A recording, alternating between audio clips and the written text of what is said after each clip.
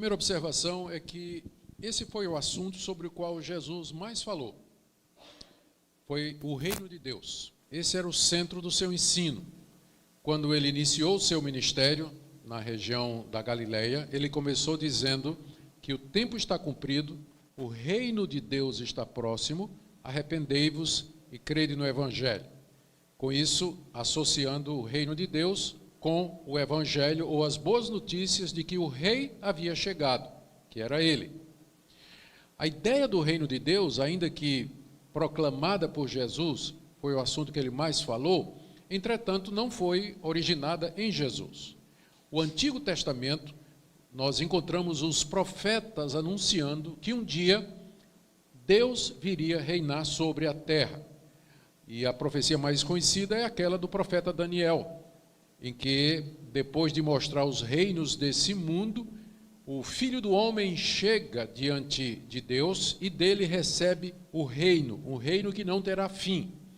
Por isso os judeus, eles ficavam sempre na expectativa da chegada do Messias, porque o Messias, quando chegasse, ele haveria de estabelecer o reino de Deus sobre a terra, e nesse reinado, a nação de Israel teria uma parte muito importante. E o Messias, quando viesse, ele iria derrotar os inimigos do seu povo e iria conduzir o seu povo à vitória. Teria uma vitória triunfante, um sucesso triunfante, e a nação de Israel haveria de reinar sobre todos os povos da terra. Essa era a expectativa que os judeus tinham no Antigo Testamento a respeito do reino de Deus. Jesus aparece no cenário político religioso da época, anunciando que o reino de Deus chegou. E que ele é aquele que foi prometido. Ele é aquele em quem o reino de Deus haveria de se cumprir. E ele então começou a pregar o reino de Deus, anunciar a necessidade das pessoas se arrependerem dos seus pecados, a crerem nele, para que pudessem entrar no reino e participar do reino. E ele começou a fazer discípulos, ele fez vários discípulos. E desses discípulos ele chamou 12, que o acompanharam.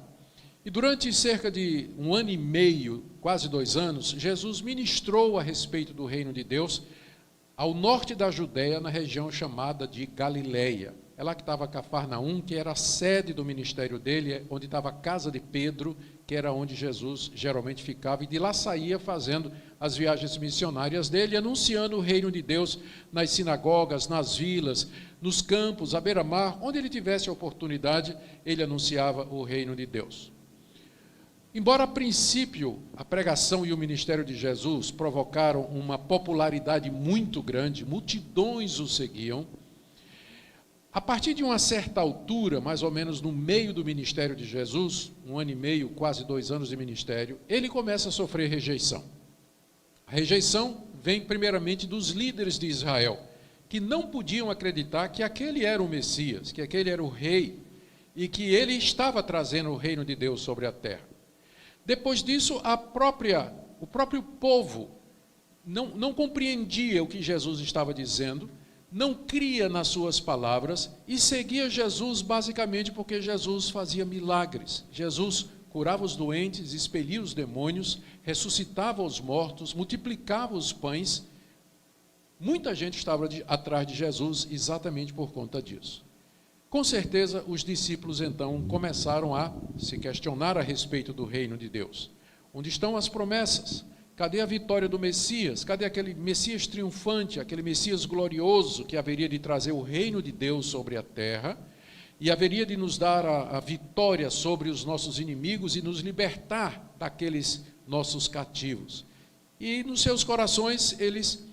Inclusive, João Batista chegou mesmo a mandar perguntar a Jesus se ele era, de fato, o Messias, uma vez que Jesus não batia com as expectativas. Jesus não estava interessado em poder, Jesus não estava interessado em destruir os seus inimigos. Jesus, na verdade, ele ia pregar, inclusive, entre os gentios, os não-judeus, e que isso para os judeus era um absurdo.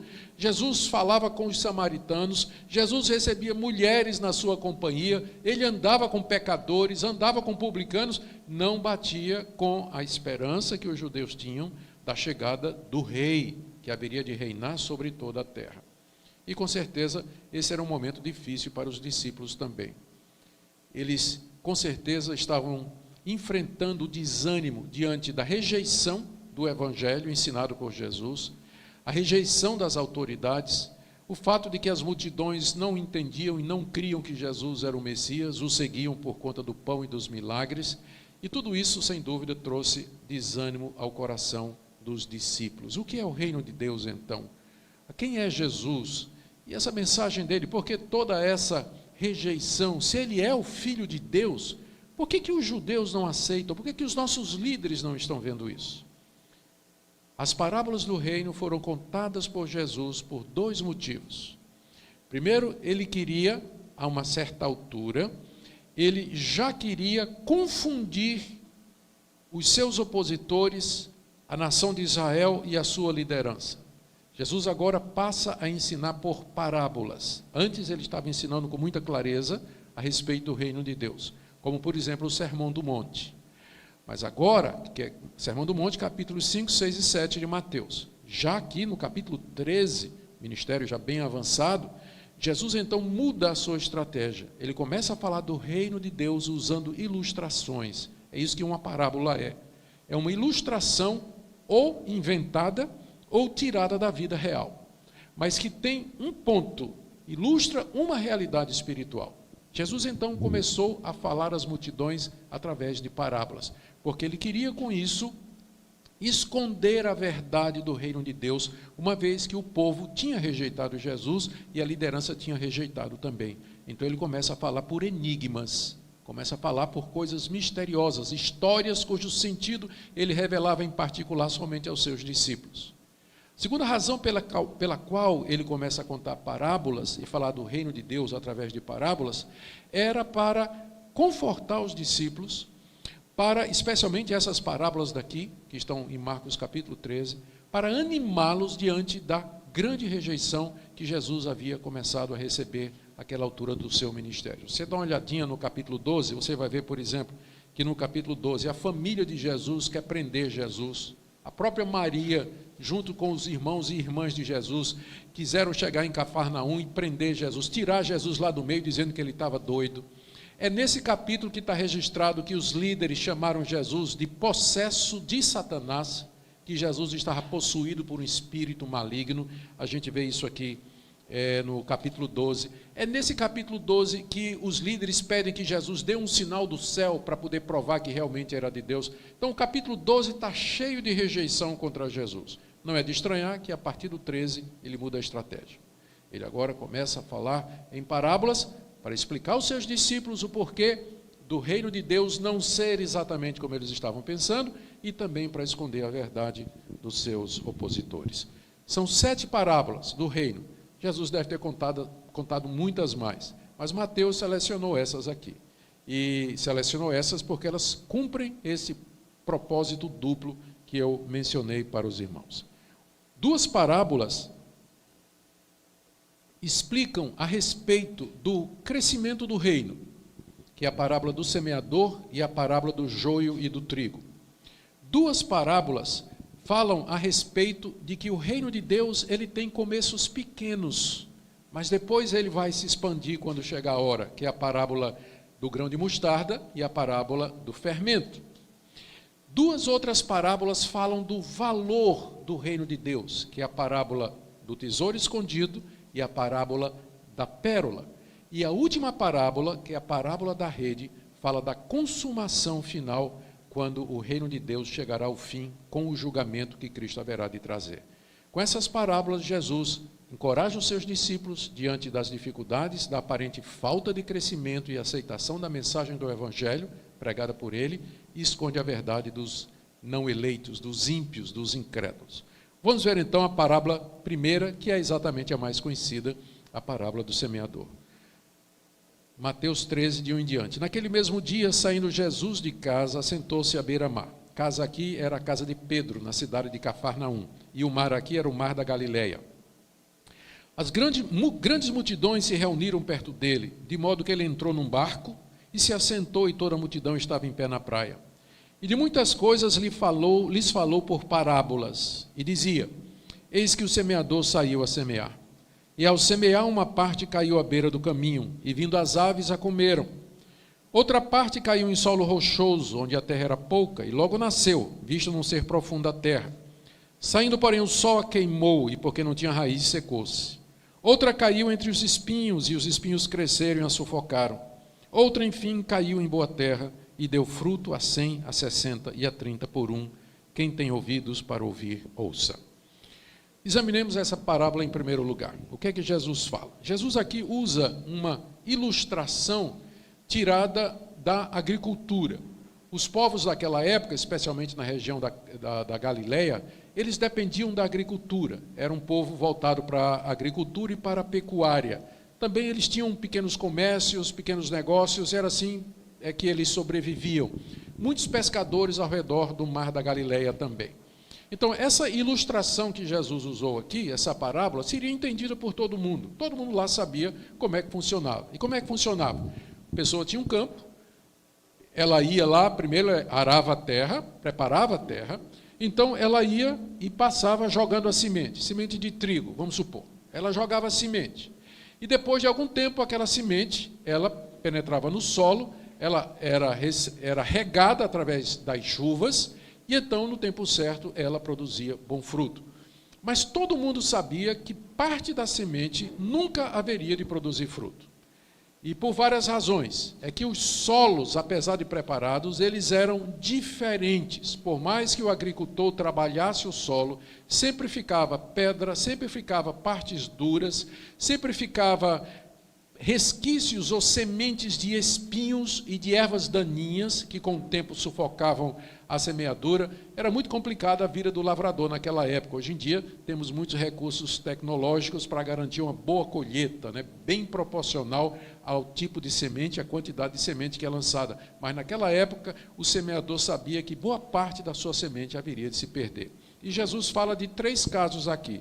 No caso de que a semente caiu na beira do caminho, e as aves do céu vieram e comeram.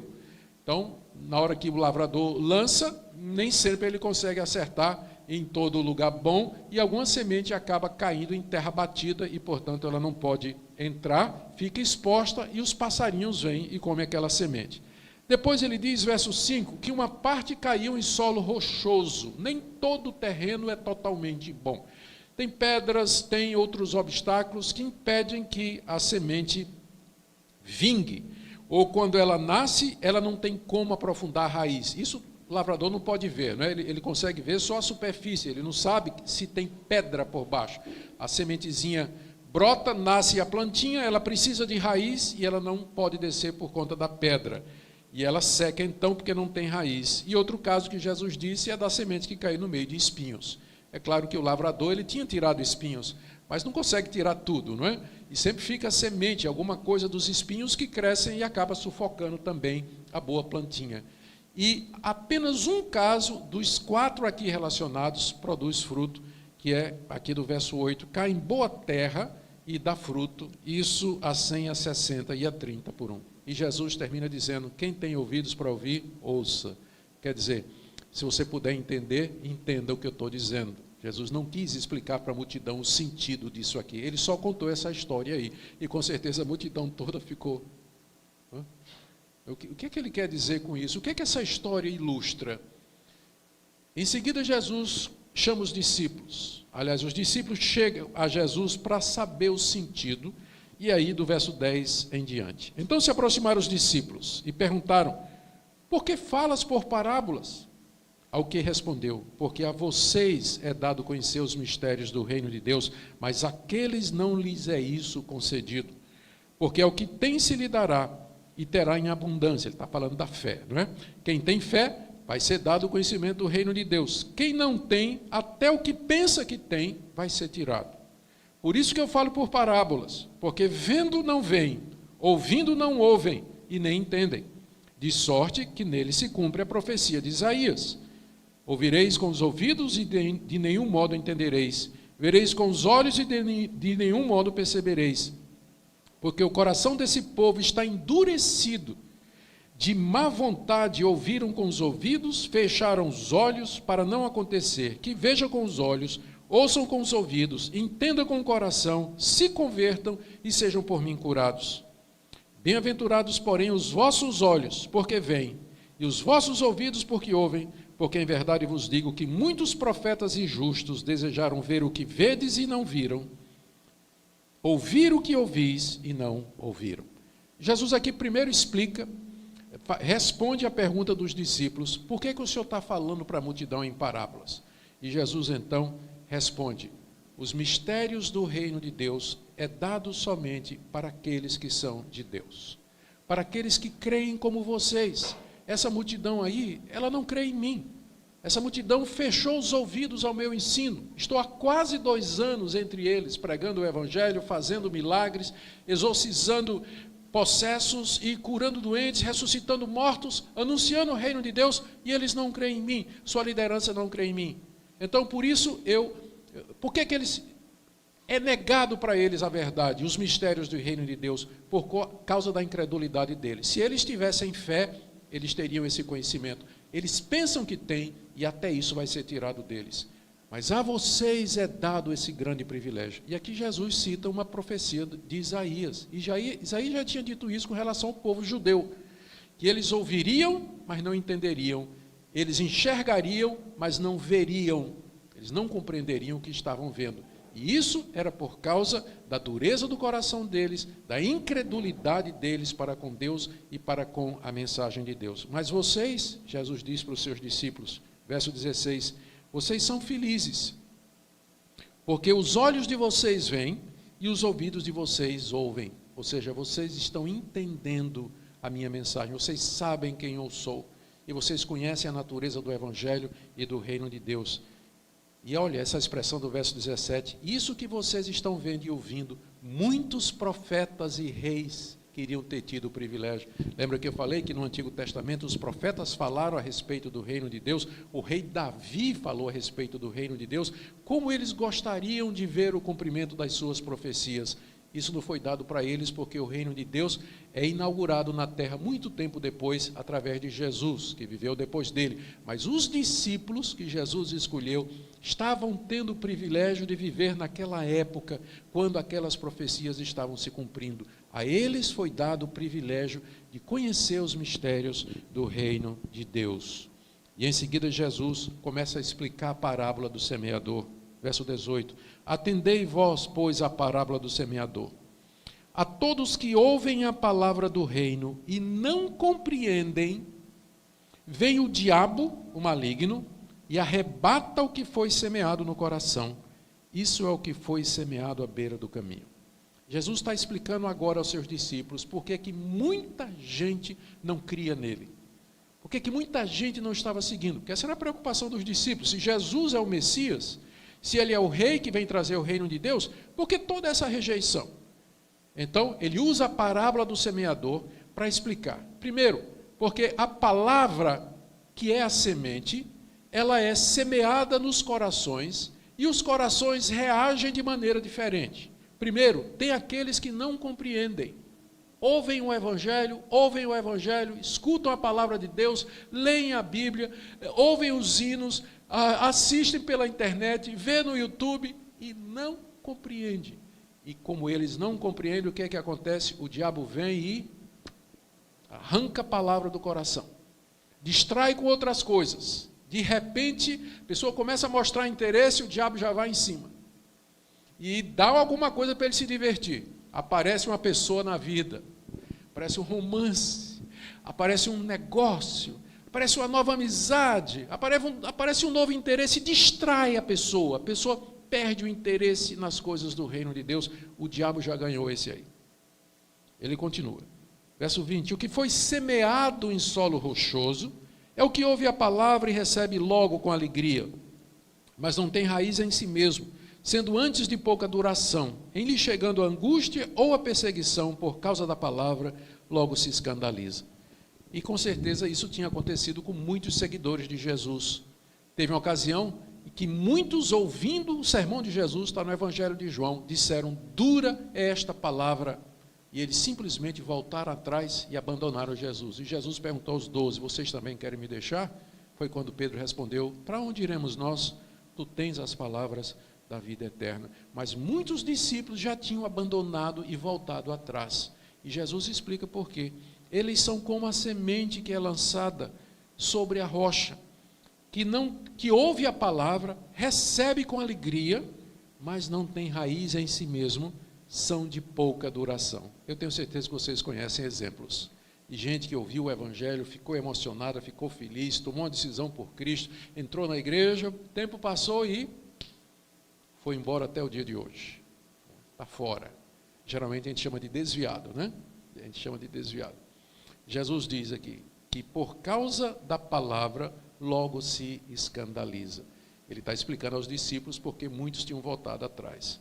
Verso 22, o que foi semeado entre os espinhos é o que ouve a palavra, porém os cuidados do mundo e a fascinação das riquezas sufocam a palavra e fica infrutífera. É o caso da semente que cai no meio dos espinhos. É aquela pessoa que ouve a palavra de Deus, ouve o evangelho, mas os cuidados do mundo, a fascinação das riquezas, as preocupações com as coisas dessa vida, não dão oportunidade ou espaço para que a palavra de Deus cresça no seu coração. E como resultado, as coisas do mundo, as preocupações do mundo sufocam a sementinha que foi plantada ali do evangelho, e aquela pessoa, portanto, não se converte, não se arrepende e não segue a Jesus Cristo. Aqui está a explicação que Jesus está dando aos seus discípulos, por que nem todo mundo cria, por que nem todo mundo seguia. Falta de interesse, cuidados mundanos, dureza de coração, incredulidade, indiferença, falta de conhecimento, todas estas são causas pelas quais as pessoas ouvem o evangelho e elas simplesmente não creem. Mas, pelo menos, tem uma que funciona, não é? No verso 23, o que foi semeado em boa terra é o que ouve a palavra e a compreende. Como é importante isso aqui. O evangelho é alguma coisa a ser compreendido, não é só emoção não, gente. O evangelho é alguma coisa que tem que ser compreendido, porque você só pode acatar de coração aquilo que você compreende, aquilo com que sua mente concorda. Você entendeu, e você então recebe, você crê, e ainda assim o resultado não é o mesmo. Jesus diz, este frutifica e produz a 100, a 60 e a 30 por um. Mesmo entre os que creem, há diferença com relação ao fruto. Uns são frutíferos, produz 100. Outros são menos e outros são menos. Vai tudo para o céu do mesmo jeito. Mas, inclusive entre os crentes, existe diferença no frutificar e no serviço a Deus.